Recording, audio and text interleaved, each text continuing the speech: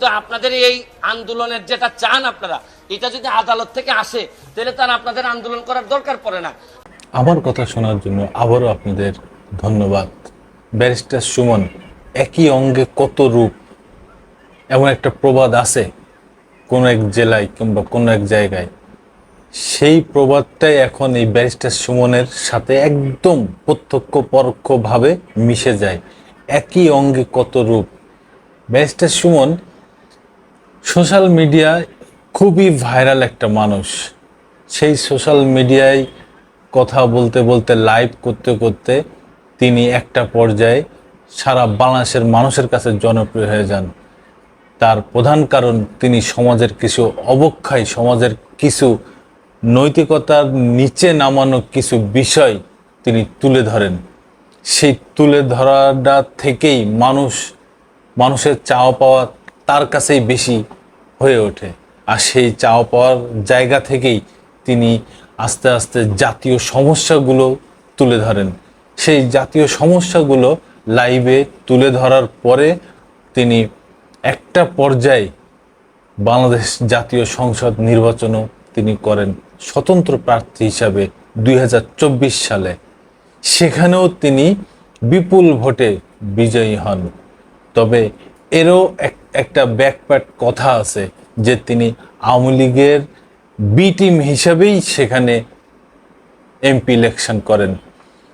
আর তিনি একটা সময় ছাত্রলীগ করতেন, পরবর্তীতে যুবলীগ করতেন। এইটা তো তার নিজের মুখেরই কথা।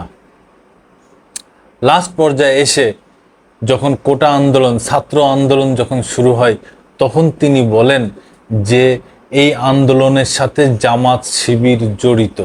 14 জন বা 150 জন সমন্বয়ক যারা আছে, যারা দাবি করতেছে যে তারা এই দেশটারে রাষ্ট্রের সংস্কার করতে চায়, তাহলে তারা এসে বলুক তারা মন্ত্রী হইতে চায় বা তারা ক্ষমতা নিতে চায়। কিন্তু তারা তো, আমরা তো বুঝতেছি তারা আইসাই যেটা করবে এটা হচ্ছে কি লাথি মেরে এদেরকে, যারা আজকে যদি এই সরকারের পতন হয়, কালকে এই সমন্বয়করা লাথি মেরে বের করে দিবে, দিয়া জামাত এবং বিএনপির যারা এই ষড়যন্ত্রটা করে এই জায়গা পর্যন্ত আসছে, এরাই এই দেশের দায়িত্ব নিবে।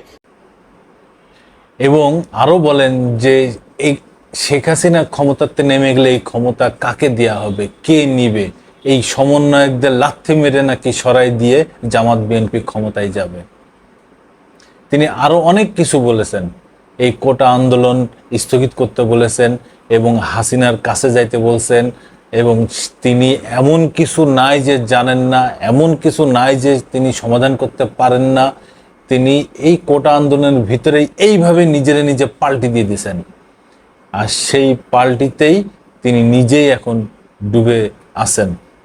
তিনি এখন অজ্ঞাত স্থান থেকে ভিডিও বার্তার মাধ্যমে বলতে চাচ্ছেন যে তিনি প্রথম থেকেই, শুরু থেকেই কোটা আন্দোলনের সাথে আছেন। কিন্তু এইটা সম্পূর্ণ ভুল। তার আগের বিগত দিনে কোটা আন্দোলনের শুরু থেকেই যেই ভিডিওগুলো তিনি করছেন, তাতে স্পষ্ট উল্লেখ আছে তিনি কোটা আন্দোলনের পক্ষে ছিলেন না, তিনি ছিলেন হাসিনার পক্ষে। এই কোটা আন্দোলনে অনেক ছাত্র জনতা নিহত হয়েছে এই বিগত আওয়ামী লীগ সরকারের নির্দেশে, শেখ হাসিনার নির্দেশে। তারই একজন দালাল এই ব্যারিস্টার সুমন। সেটা তিনি নিজেই প্রমাণ করেছেন এই কোটা আন্দোলনের সময়। তিনি বলতে চেয়েছেন ক্ষমতা থেকে হাসিনাকে সরানো যাবে না, যারা এই আন্দোলন করতেছে তারা জামাত বিএনপি, তারা সন্ত্রাসী। তিনি নির্বাচন করে বিপুল ভোটে বিজয় হয়েছিলেন। সাবেক যে বিমান মন্ত্রী ছিল তার এগেনস্টে নির্বাচন করে সেই জায়গার জনগণ তাকে বিপুল ভোটে নির্বাচিত করেছেন। কিন্তু তাদের সম্মান তিনি রাখেন নাই, তাদের মান তিনি রাখেন নাই। সারা বাংলাদেশের মানুষের একটা চাওয়া পাওয়া ছিল তার কাছে, কারণ তিনি সত্য কথা বলেন। তিনি সমাজে যেসব অবহেলিত বিষয়গুলো আছে সেগুলো তিনি তুলে ধরেন। মানুষও তাকে খুব সাদর সম্ভাষণ জানিয়েছিল, তাকে ভালোবাসা দিয়েছিল। আর একটা পর্যায়ে কোটা আন্দোলনের সময় তিনি সম্পূর্ণ পাল্টি খেয়ে গেলেন। আর এই পাল্টির কারণেই তিনি আজকে ডুবে আছেন এবং তিনি অজ্ঞাত স্থানে আছেন। তিনি যেমন বিগত আওয়ামী লীগ সরকারের সবাই, সভাপতি থেকে প্রধানমন্ত্রী শেখ হাসিনা থেকে একদম নিচের নেতাকর্মী পর্যন্ত যারা সবাই যে পালিয়ে আছে, সেই সাথে তিনিও পালিয়ে আছেন। আরে ভাই, আপনার যদি এতই সাহস থাকে, জনগণের যদি এতই ভালোবেসে থাকেন, তা চলে আসেন মানুষের কাছে, মানুষের কাতারে। কারণ আপনি এই মানুষের কাতার থেকেই উঠে এসেছেন, তাহলে আপনি সেই মানুষের কাছে চলে আসেন। আপনার ভিতরে যদি কোনো রকম বিন্দু পরিমাণ দ্বিধা থাকে, বিন্দু পরিমাণ যদি কোনো সমস্যা না থাকে, তাহলে তো আপনি আজকে মানুষের কাতারেই ছিলেন, এখন থাকবেন। কিন্তু আপনার নিজের বিবেককে জিজ্ঞাসা করেন, আপনি কি করেছেন, আপনি কি করেন নাই, যার কারণে আপনি আজকে পলাতক। এই মানুষ আপনাকে ভালোবেসে সংসদ সদস্য বানিয়েছে, আর আপনি তাদের কি পরিমাণ ভোকাস দিলেন, ধোঁকা দিলেন, তার জলজন্ত প্রমাণ আপনার এই পরের অজ্ঞাত স্থান থেকে ভিডিও তার প্রমাণ করে। আপনি বিভিন্ন সময় বিভিন্নভাবে লাইভে এসে বলছেন এই সমস্যা আমার দেশের, আমার এলাকার, আমার জনগণের, বিভিন্নভাবে আপনি বলছেন। একটা পর্যায়ে আপনি জাতীয় সমস্যাগুলোও তুলে ধরছেন। আপনার সাথে কি জনগণ ছিল না? আপনার সাথে কি আপনার ফ্যান যারা ছিল তারা কি ছিল না?